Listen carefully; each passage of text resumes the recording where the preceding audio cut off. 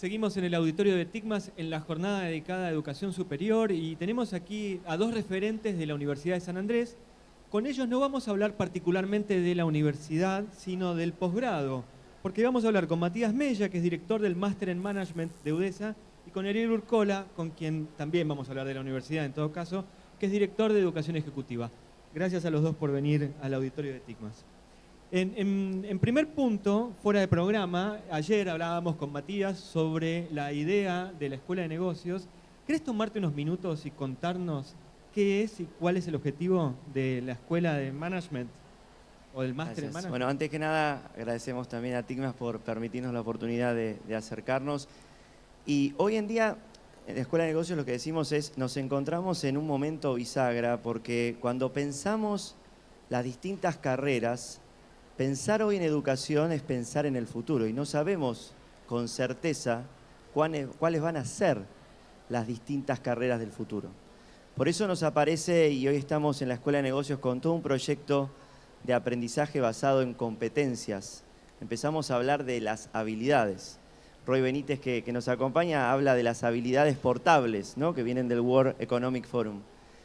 Y en ese sentido, por ejemplo, en el Master in Management que yo dirijo, pensamos en que aquellas personas que ya tienen su formación de grado, porque decimos que el grado te forma, pero el posgrado te potencia, tengan la posibilidad de empezar a pensar en esas nuevas habilidades, ¿no? Y de ahí que pensamos, por ejemplo, en las finanzas, pero en las finanzas en clave de el blockchain, o pensar en las finanzas en clave de la diversificación de las finanzas, pensar en los negocios digitales, cuáles son las habilidades que necesitan los negocios que hoy en el corazón tienen lo digital. Aparece la experiencia de usuario, aparece la transformación digital. Pensar en la inteligencia artificial, pero no con la idea de formar especialistas en inteligencia artificial, porque somos una escuela de negocios, pero sí pensar en cuál es el lenguaje que maneja la inteligencia artificial, cómo enseñar a los alumnos a poder hacer buenas preguntas para poder utilizar y trabajar con la inteligencia artificial. Y eso poder incluirlo en una maestría, o sea, en una formación de posgrado. Después también pensamos en la innovación, y de ahí que este año lanzamos una orientación en el Master in Management de innovación y diseño de nuevos negocios. De ahí hoy pensar el aprender a innovar. Y por último, hablamos mucho en la Escuela de Negocios de las operaciones. Cuando uno habla de operaciones, siempre en la percepción de las personas está la empresa fabril tradicional, la industrial. Los digitales dicen el brick and mortar, ¿no? Y hoy las operaciones están también en lo digital. Hablamos de muchos negocios donde la última milla, ¿no?, el poder llegar a darle a ese usuario lo que pidió es la clave. Bueno, por eso tenemos una orientación de gestión de las operaciones. De ahí que en la Escuela de Negocios estamos pensando en las habilidades y estamos pensando en las nuevas profesiones que se vienen de cara adelante. Gracias. ¿Y cómo toma la universidad en general? Esta es para vos, Ariel, ¿eh? Así que Ariel en general es una de las personas que más aporta de la universidad, pero en general no le gusta hablar en público, no sé. Es raro Me eso. gusta hablar en público, pero me gusta cómo va Mati Mella, entonces. Pero ¿cómo toma la universidad al estudiante que llega y que luego se va a capacitar o profundizar en una maestría? Porque muchas de las cosas que está diciendo Matías, que están buenas, también deben formar parte de la currícula de grado. Sí. El resumen sería, las universidades son bien conocidas como el lugar donde las personas terminan su ciclo de aprendizaje. Haces la primaria, la secundaria, terminar la universidad. Hace unos cuantos años las escuelas de negocio empezaron con esto de las maestrías. Pero la verdad es que ya todo el mundo entiende que hay que aprender toda la vida. En ese aprender toda la vida, el desafío de las universidades es cómo hacer para renovarse y que las personas sientan que además de aprender a aprender trabajando, o aprender haciendo cursos por otro lado, o aprender viviendo o siguiendo podcast o leyendo un libro, puede volver a la universidad. Entonces tu pregunta es muy buena. En general, los graduados de la Universidad de San Andrés de grado no necesariamente hacen el posgrado en la Universidad de San Andrés. Nosotros decimos que cuando uno hace una formación de posgrado persigue varias cosas, pero hay 3 que son fundamentales. Uno es trabajar en conocerse a sí mismo, otro en trabajar en habilidades y el otro en generar conexiones. Habitualmente las personas que hacen posgrados en una universidad vienen de otra universidad y entonces duplican su nivel de conexiones. Estudiaron en una universidad pública, en una universidad privada, tienen su red de contactos y cuando vienen a la Universidad de San Andrés amplían su red de contactos. Por ende también tienen profesores nuevos y no se duplican tanto. Y entonces este solapamiento que a vos te podía preocupar no sucede. Y además también en general el promedio de edad de los posgrados va por los 30 y largos. Y vos saliste de la facultad a los 20 y pico. El mundo cambió, las temáticas cambiaron, los riesgos de que haya una continuidad repetitiva no suceden. No, igual no lo estaba diciendo sobre eso, sino sobre cómo se piensa la continuidad, ¿no? Pero hablando, justamente el punto es, no sé si pensar tanto la continuidad, sino más bien pensar que la universidad es el lugar para aprender toda la vida, pero ese aprender toda la vida hay que comprenderlo con un contexto de diversidad. Y si nos preguntás a nosotros, preferimos que las personas transiten distintas instituciones, aprendan en distintos lugares y puntualmente vengan periódicamente a la Universidad de San Andrés a formarse. No tanto como un concepto de continuidad, sino de otorgarle diversidad en otras instituciones y que vengan recurrentemente a nosotros periodo a periodo. Matías, ¿con qué motivación llegan los estudiantes? ¿Los llevan desde las empresas? ¿Llegan por ellos mismos? Bueno, tenés los 2 casos, de las empresas y también ellos mismos. Y un punto ahí de la motivación, nosotros de la Universidad del 2023 lanzamos maestrías con un enfoque 100% online. ¿Por qué? Porque aparece una motivación también del tema de la distancia y el acercarse a lo físico. Y eso vino después de la pandemia.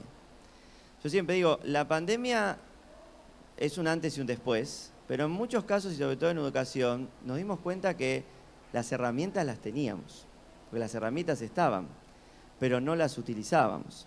Y de ahí que nosotros en la Escuela de Negocios nos pusimos a pensar de si es posible pensar una maestría que no sea una maestría online por una situación de emergencia, que fue lo que tuvimos que hacer a partir de marzo del 2020, sino que sea pensada para ser llevado de manera online. Y ahí apareció la motivación de muchos alumnos y hoy ya estamos teniendo nuestros primeros alumnos graduados en una maestría 100% online y algo que teníamos mucho miedo era el networking, la relación, si era posible, y en esa motivación era el miedo que se acercaban a nosotros. Cuando Ariel decía que el posgrado te da una red, lo primero que pensé fue, ¿y cómo se da en el online esto? Ese era el miedo de los alumnos y el miedo nuestro, por eso cuando lo diseñamos dijimos, todas las materias van a tener trabajo en equipo, vamos a conformar equipos del momento cero. Los profesores van a tener que interactuar con los alumnos. En forma previa aparece la palabra asincrónico, ¿no? Aprender momentos previos y cada uno en su momento, pero también van a tener que obligatoriamente conectarse con los profesores simultáneamente, sincrónicamente. Y en esos momentos van a tener que trabajar en grupos. Hoy cuando yo recibo alumnos graduados que me mandan fotos que estuvieron en el bautismo de un colega que se graduó con ellos, o en el cumpleaños de otro compañero, digo, es posible. Y ese es el principal testimonio de cómo fomentando, porque lo que pasa en el online es que la interacción hay que provocarla, hay que buscar los espacios. Ese radiopasillo que conocemos típicamente en una organización, en un formato online no está. Pero nosotros, por ejemplo, incluso antes de cada clase tenemos lo que le llamamos el pasillo virtual. 30 minutos antes para que los alumnos se puedan conectar informalmente y hablar antes de que comience la clase. Eso es generar espacios para favorecer el networking y es una de las principales motivaciones del alumno que entra a la Escuela de Negocios. Qué bueno. Con Ariel hablamos alguna vez sobre ese famoso comentario de cuando la empresa le paga el máster a un empleado, ¿no? Y la frase era, ¿y si le pagás y se va? Y la respuesta era, ¿y si no le pagás y se queda? Hablamos una vez de eso. Hoy, ¿cómo se vive eso? Mira, las empresas se están dando cuenta de cosas y todo es un ciclo constante de aprendizaje. Esto que vos decís sucede. Las empresas ayudan a las personas a aprender y eso lo hacen con programas propios y a veces los invitan pagándole maestría. Si está esta situación de formo la persona, se me va en un periodo de tiempo menor a 2 años y no recupero los frutos. La verdad que cuando una empresa le brinda capacitación a sus empleados, lo que está haciendo es formarlos para que funcionen donde funcionen. Y en el ciclo final, si todas las empresas ayudaran a formar a sus empleados, las personas vendrían formadas de otros lados.